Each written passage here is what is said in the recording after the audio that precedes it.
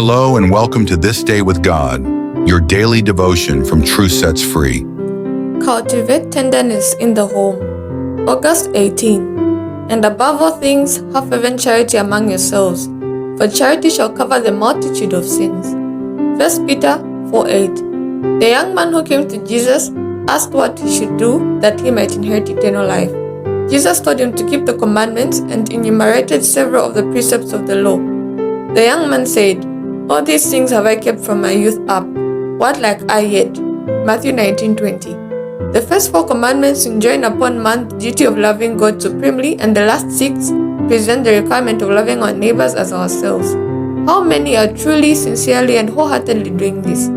The Lord is coming in a little while, and are we performing the duties that result from righteousness? Love is the basis of godliness. No man has love to God, no matter what his profession may be, unless he has unselfish love for his brother. As we love God because he first loved us, we shall love all for whom Christ died. We shall not feel like letting the soul who is in the greatest peril and in the greatest need go unwarned, unlabored for, and uncared for.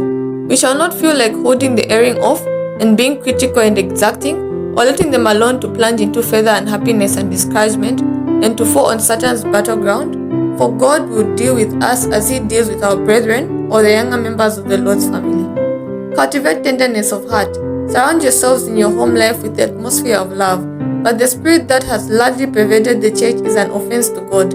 Everyone who has been free to condemn, to dishearten, and to discourage, who has failed to give tender kindness, sympathy, and compassion to the tempted and the tried, will in his own experience be brought over the ground which others have passed over, and suffered with their hard-heartedness, and will feel what others have suffered because of his want of sympathy, until he shall labor his hardness of heart and open the door for Jesus to come in. The converting power of God must come to every soul who has any connection with the work and cause of God, that each one may be filled with the love and compassion of Christ, or many will never see the kingdom of heaven. Amen. May this truth guide your day. Join us again tomorrow for This Day with God on Truth Sets Free.